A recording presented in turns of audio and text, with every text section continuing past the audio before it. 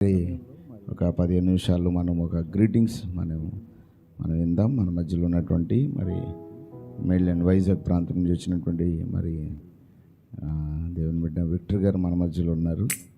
వారిని ముందుకు ఆహ్వానిస్తున్నాను.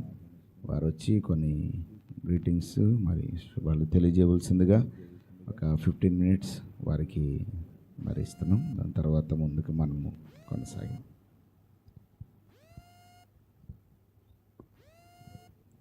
Praise lord. హల్లెలూయా. అందరూ బాగున్నారండి? దేవుని యొక్క అభిషేకం పొందుకోవడానికి వచ్చిన వాళ్ళందరూ బిగ్గరగా హల్లెలూయా చెప్తారా? దేవుని ఆత్మ మన ముందు సంచరిస్తున్న వాళ్ళు బిగ్గరగా హల్లెలూయా చెప్తారా? ఈరోజు ఈ ఫాస్టింగ్ ప్రేయర్లో దేవుని ఘనమైన కార్యాలు చూడడానికి వచ్చిన వాళ్ళందరూ కూడా బిగ్గరగా హల్లెలూయా చెప్తారా? దేవుని నామానికి మహిమ కలుగును గాక. నిజంగా చాలా సంతోషంగా ఉంది. మిమ్మల్ని అందరినీ కూడా మరొకసారి ఇలాగా దేవుడు ఇచ్చిన కృపను బట్టి మిమ్మల్ని అందరినీ ఈ రకంగా చూడడానికి ఇచ్చిన అవకాశం బట్టి నేను దేవుని ఎంతగానో స్తుతిస్తున్నాను. హల్లెలూయా. నిజంగా అండమాన్ ప్రాంతంలో సేవలు చూడడానికి అవకాశం బట్టి నేను దేవుని ఎంతగానో స్తుతిస్తున్నాను. హల్లెలూయా. నిజంగా అండమాన్ ప్రాంతంలో సేవలు వచ్చిన దగ్గర నుంచి కూడా చూస్తుంటే మా అందరికీ కూడా చాలా చాలా అంటే చాలా అదృష్టంగా ఉంది. ఎందుకంటే ఇప్పుడు మెయిన్ ల్యాండ్లో పరిచర్య సిచ్యువేషన్స్ ఇలా లేనప్పటికీ కూడా మీరందరూ కూడా చాలా చాలా చాలా ధన్యులని చెప్పాలి నిజంగా. ఎందుకంటే ఎవరికైనా సరే ఒక ఫుడ్ పాడైపోయినప్పుడు మాత్రమే దాని యొక్క వాల్యూ తెలుస్తుంది. సో అట్లాగే ఒక పాడైపోయిన దాన్ని ఏదైనా చూసినప్పుడు మాత్రమే దాని యొక్క వాల్యూ మనకు తెలుస్తుంది. సో దేవుని కృపను బట్టి, దేవుని యొక్క ప్రత్యేకమైన ప్రణాళికను బట్టి దేవుడు ఎంతగానో ప్రేమించి తన రెక్కల చాటున మిమ్మల్ని అందరినీ కూడా ఎక్కడికి వెళ్ళకుండా ఈ ప్రశస్తమైన సన్నిధిలో ఇలాంటి సేవానుభూతుల్లో ఇలాంటి సేవకులందరినీ మీ అందరికీ ఇచ్చి మిమ్మల్ని అందరినీ కూడా ఆత్మీయంగా పోషిస్తున్న విధానం బట్టి నేను ఎంతగానో దేవుని స్తుతిస్తున్నాను. సో నిజంగా ఇన్వైట్ చేసిన ప్రతి ఒక్క పాస్టర్ గారు, యాకోబ్ అన్న గారికి, జోషి అన్న గారికి, వన్య అన్న గారికి, థామస్ గారికి నా హృదయపూర్వక ధన్యవాదాలు తెలుపుకున్నాను. అలాగే గత 2 రోజుల క్రితం మాయాబందర్ కూడా వెళ్ళడం జరిగింది. Really it's a wonderful journey. దేవుని అద్భుత కృపను బట్టి కూడా అక్కడ సేవ నడుస్తుంది. సో ఆ సేవ గురించి మీరు అందరూ కూడా అనుదిన ప్రార్థన చేస్తున్నారు. ఎంతగానో సంతోషిస్తున్నాను. అక్కడ చిట్టితల్లి సిస్టర్ కానీ, నానిబాబు గారు కానీ నిజంగా మేము వాళ్ళిద్దరి యొక్క దేవుని సేవని చాలామంది వాక్యముతోనో లేదంటే ఒక సంఘం గుంపుతోనో కొలుస్తూ ఉంటారు. కానీ నేను అక్కడ నేర్చుకుంది ఏంటంటే దేవుని సేవ చేయాలంటే వాటికంటా మించిన కావాల్సింది ఏంటంటే బలమైన విశ్వాసము, అపారమైన ప్రేమ. హల్లెలూయా. దేవుని యొక్క ప్రేమతో కట్టిన సంఘాలు చిరస్థాయిగా ఎన్నడూ కూడా నిలుస్తూ ఉంటాయని చెప్పడానికి ఒక ఉదాహరణ అన్నమాట. హల్లెలూయా. అంటే అది నిజంగా ఒక లక్కీయెస్ట్ వండర్ అని చెప్పాలి.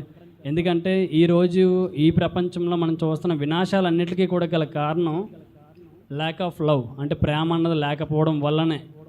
అలాంటి ప్రేమ ఏ కుసరిలో కూడా కొరత లేకుండా కన్న పిల్లల కన్నా ఎక్కువగా మిమ్మల్ని ప్రేమించి, కన్నవారి కన్నా కుటుంబ సభ్యుల కన్నా ఎక్కువగా మిమ్మల్ని ఆదరించి, రాత్రింబగళ్ళు మీకోసమే ప్రార్థించి పరితపించి మీ క్షేమమే మా క్షేమము, మీ ఆనందమే మా ఆనందం అని పొందుకున్న సేవకులను బట్టి నేను దేవుని ఎంతగానో కృతజ్ఞతాస్తుతులు చెల్లిస్తున్నాను. హల్లెలూయా.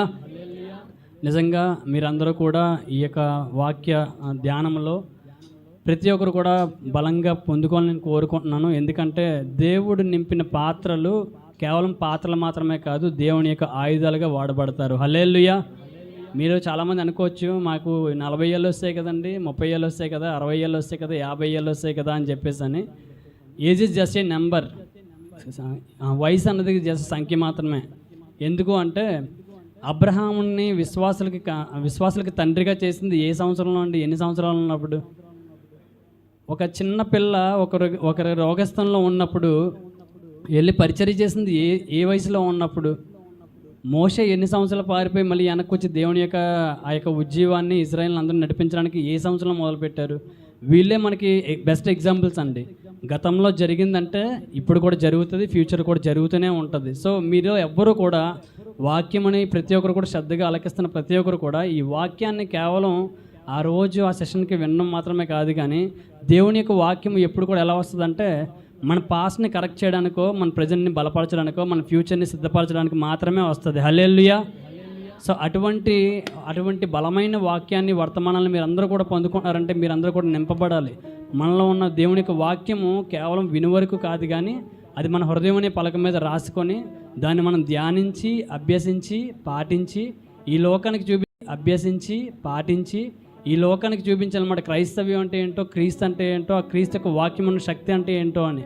ఎందుకంటే అసాధారణమైన కార్యములు జరిపించడానికి కావాల్సిన మూలము దేవుని వాక్యము. హల్లెలూయా. అలాంటి వాక్యము చాలా చాలా స్పష్టంగా ప్రతి ఒక్కరికి కూడా అర్థమయ్యే విధంగా దేవుడు దాసులను వాడుకుంటున్నారు. మీ అందరికి కూడా మంచి వాక్యాన్ని అందిస్తున్నారు. It's just like a very very delicious and very healthy food అనమాట.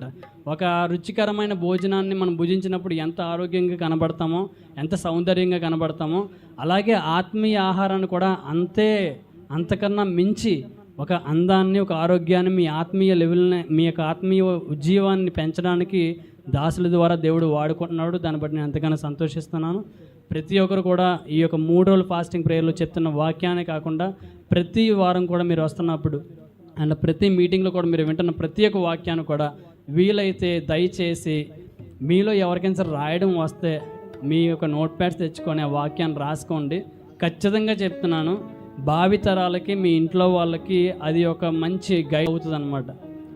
ఎందుకంటే నా జీవితంలో నేను దేవుని రక్షణ పొందిన కొత్తలో నాకు ఒక ప్రసంగికులు చెప్పారు, మీరు వింటున్న వాక్యాన్ని మీరు కేవలం ఈ మీటింగ్లో విని అది పొందుకొని అమ్మయ్య ఈరోజు దేవుని బలం పొందుకున్నాం అని చెప్పి వెళ్ళిపోవడం కాదు, కానీ వాటిని మీరు రాసుకున్నట్టయితే మాత్రం రేపనే రోజు ఇదే సిచ్యువేషన్, ఇదే ప్రాబ్లం, లేదంటే ఇదే కైండ్ ఆఫ్ ఐడియాస్ వేరే దగ్గర కావాల్సి వస్తే మీ జ్ఞాపక శక్తిలో అది ఉండకపోవచ్చు, కానీ మీ నోట్ ప్యాడ్లో అయితే మాత్రం ఖచ్చితంగా ఉంటుంది. దాన్ని ఒకసారి నెమరు వేసుకుంటే దానికన్నా బలమైన కార్యాలు, గొప్ప కార్యాలు మీరు జీవితంలో చూస్తారని చెప్పారన్నమాట. హల్లెలూయా.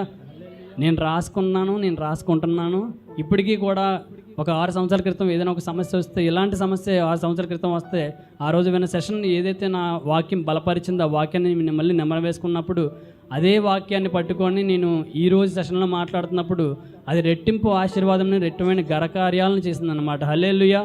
సో ఖచ్చితంగా రాయడం వచ్చిన వాళ్ళు, మరి ముఖ్యంగా పిల్లలందరూ కూడా దేవుని యొక్క వాక్యాన్ని కేవలం మీరు ఇక్కడ వినడమే కాదు, మీరు మీ యొక్క వీలైనంత వరకు దాన్ని మీరు ప్రొవైడ్ చేయడానికి ట్రై చేయండి. నేను చాలామంది చూస్తుంటాను, మొబైల్లో స్టేటస్లో పెట్టుకుంటుంటారు. It's not your wrong, I don't, but definitely మీ యొక్క స్టేటస్లో ఖచ్చితంగా మీకు అనుదినం అన్నా కింద ఇస్తున్న వాక్యాలు మీరు పెట్టుకోండి. ఎందుకంటే మీతో పాటు సావాసంలో ఉన్నవాళ్ళు, మీ ఫోన్ కాంటాక్ట్స్లో ఉన్నవాళ్ళు ఎంతోమంది హైందవులు ఉంటారు, ఎంతోమంది ముస్లిమ్స్ ఉంటారు, ఎంతోమంది అన్య మతస్థులు ఉంటారు. వాళ్ళందరికీ కూడా దేవుని యొక్క వాక్యము ఏదో ఒక రకంగా చేరుతుంది అనమాట. నేను ప్రతిరోజు కూడా మార్నింగ్ లేవగానే నా ఫస్ట్ ప్రేయర్ అయిపోయిన వెంటనే నేను ఫస్ట్ వాట్ షేర్ చేస్తాను. ఈ వాట్ షేర్ చేసిన తర్వాత నేను దాన్ని కొన్ని రోజులకి దీన్ని ఎలా స్టార్ట్ చేద్దాం, అసలు పెట్టడం అవసరమా అన్నట్టుగా నాకు ఒకసారి ఎందుకో తలంపు వచ్చింది. నేను ప్రార్థన చేశాను, దేవా నేను ఇలా పెడుతున్నాను, కానీ ఇది పెట్టమని ప్రేరేపణ ఇచ్చినవాడు నీవే, దీని నుంచి నేను ఎలాంటి ఒక లబ్ధి కూడా పొందుకోవట్లేదు, అంటే ఏది కూడా నాకు మంచిదనేది నేను స్టార్ట్ చేశాను, కానీ ఆ మంచిని ఒకసారి చూడాలనుకుంటున్నాయా అని చెప్పి అంటే నాకు ఒక బ్రదర్ కాల్ చేశారనమాట. I find day when I'm thought like this. Few days ముందే ఒక బ్రదర్ కాల్ చేసి, అన్న నా లైఫ్లో ఒక స్ట్రగుల్స్తో, డిప్రెషన్స్లో నేను ఉన్నాను, కానీ మీరు ప్రతిరోజు కూడా మీరు వాక్యం పెడతారు చూడండి, ఆ వాక్యము నేను చదివినప్పుడల్లా కూడా, నేను ఒక హైందవుడు అయినప్పటికీ కూడా దేవుడు, మీ దేవుడు మా దేవుడి కన్నా ఎక్కువగా నాతో మాట్లాడుతున్నాడు అన్నాడు. హల్లెలూయా. ఎప్పుడైతే నేను ఆ చిన్న సాక్ష్యాన్ని విన్నానో, నేను ప్రతిరోజు కూడా అది ఏ టైం అయినా సరే, నైట్ 1 అయినా 2 అయినా 3 అయినా 4 అయినా సరే ప్రార్థించే వాక్యాన్ని పెడుతూనే ఉన్నాను. ఒక్కరోజు కానీ 1 గంట కానీ వాక్యం పెట్టడం లేట్ అయిపోతే ఫోన్ కాల్స్ వచ్చేస్తున్నాయి ఏకంగానే. సో దేవుడు వాళ్ళ యొక్క హృదయాలను ఆ రకంగా తిప్పుకున్నాడు అనమాట. అంటే మనం పెట్టే స్టేటస్ ఎంతోమందికి ఆదరణ కలిగిస్తుంది. ఈరోజు మనకి ఇండియాలో ఉన్న భక్తులు చాలామంది క్రీస్తుని నమ్ముకోవడానికి చాలామంది సిద్ధంగా ఉన్నారండి. But the lack of some fear in the society, వాళ్ళు కొంతమంది భయపడుతున్నారు. వాళ్ళంటి వాళ్ళ కోసం మీరందరూ కూడా అనుదినంగా ప్రార్థన చేయండి. Once upon A time I'm also like that. నేను కూడా ఒకప్పుడు అలాగే సొసైటీకి భయపడి ఏమనుకుంటారో ఏంటో అనుకున్నాను. ఎందుకంటే పూర్తిగా విగ్రహారాధనలో, భయంకరమైన విగ్రహారాధనలో ఉన్న నన్ను క్రీస్తు పిలుస్తున్నాడంటే నాకు వినడానికి చాలా సంతోషం అనిపించింది, కానీ దాన్ని ఒప్పుకోవడానికి చాలా బాధ అనిపించింది. కానీ ఏమైతే అయ్యిందని చెప్పి నా జీవితంలో 1 అడుగు నేను వేసానండి, తక్కిన 99 అడుగులు దేవుడు వేయిస్తూనే ఉన్నాడు. హల్లెలూయా. సో అట్లాంటి కృప, అట్లాంటి మంచి సాక్ష్యములు, అంతకన్నా అద్భుతమైన పనితీరు మీ అందరిలో కూడా ఉంటుందని నేను మనస్ఫూర్తిగా ఆశిస్తూ సెలవు తీసుకుంటున్నాను. ఇచ్చిన సమయం బట్టి కూడా అందరికీ కూడా వందనాలు తెలుపుకున్నాను. లేదు మంచిది. చక్కని సాక్ష్యాన్ని అలాగే మంచి మాటలను పంచుకున్నటువంటి మరి విక్టర్ బ్రదర్ని బట్టి వందనాలు తెలియజేస్తున్నాను. మరి దేవుని వాక్యాన్ని వినే ముందు